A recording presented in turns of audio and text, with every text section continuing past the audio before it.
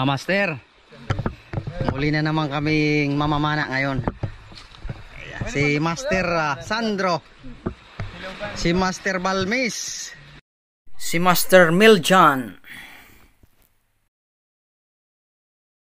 si Master Junjun, si Master Makmak, si Master Kulot. Malupit yan. Sana makarami kami ng huli. Ayan o, shoutout kay The Megs Tato. Ayan o, kung magpapatato kayo, galing yan magtato. Saka shoutout dun sa sa Kagraray team, yung natalo namin kagabi sa volleyball. Ganun talaga laro. Saka congrats dun sa sa volleyball team namin sa Buena Vista.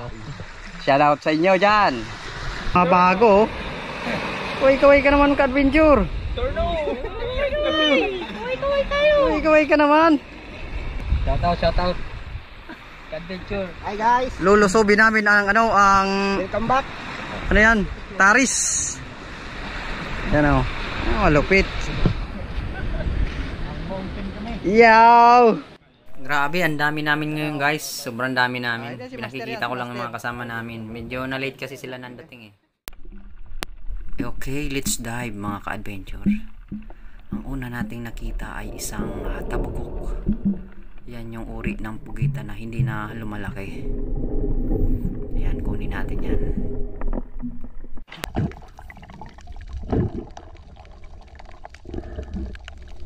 Comment kayo guys kung ano ang pangalan yan. Ang niyan, ang shell niya napakadulas, mahirap hawakan, pero kinakain yan. Pero hindi natin kukunin yan, pakakawala natin. Anong isda kaya yan? Parang may naispatan ako na parang puti na isda. Hindi naman kalakihan, pero pwede na yan. Kukunin natin yan. Ano siya sa damuhan, nagtatago. Ayan o. Ayun. Tinamaan natin. Yan. Yung ano pala yan, yung madalas na nabibingwit.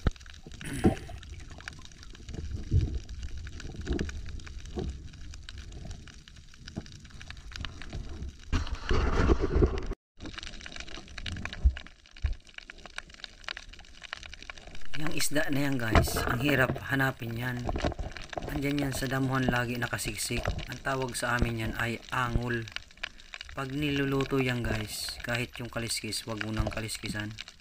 Pwede mo nang kainin yan. Ang tawag sa luto sa amin yan ay inunon.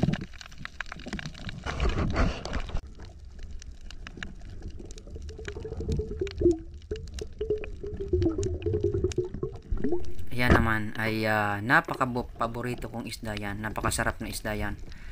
Maliit lang siyang tingnan pero makapal. Yung tinatawag sa amin dito ay manitis. Bali, yan ang hahantingin ko ngayon, mga manitis.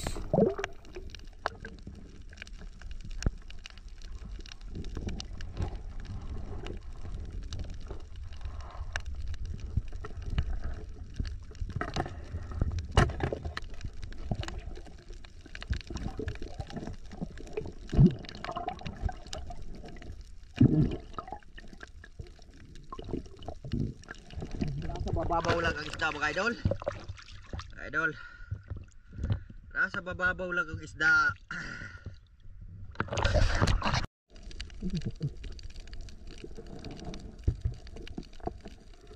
May nakita akong bungkang or alimango. Yan masarap sa niluluto yan, lalo yung ang niluluto mo ay sinigang. Lalagyan mo ng ganyan, manamis-namis yung sabaw mo dahil yan dyan sa alimango.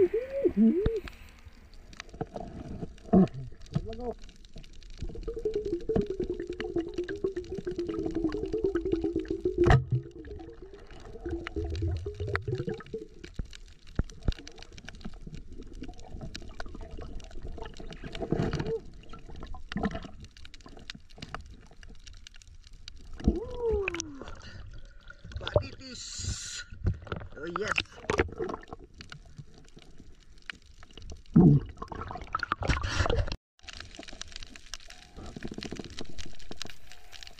naman ay bulaklak ng dagat. Napakaganda oh. May puti siya sa dulo. Magandang tingnan. Ito naman yung isda na masarap ang prito.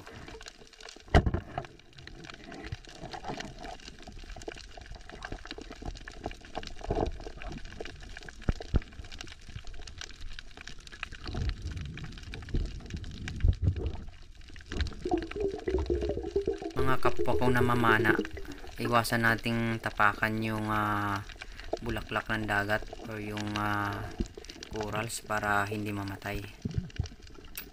Ayan oh, may nakita akong parrotfish. Malaki na sana, kaya lang bawal daw kunin yan.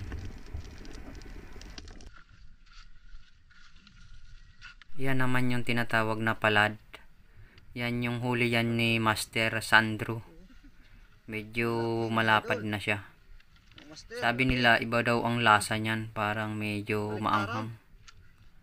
Siguro pamprito. Malaman naman daw eh. Manipis nga lang.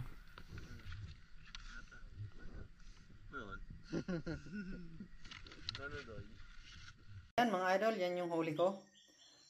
Sapat lang pang ulam. Bali 1 oras at kalahati lang ako namana. Yan sa tapat lang ng barangay. Salamat pala sa panonood. Bye-bye.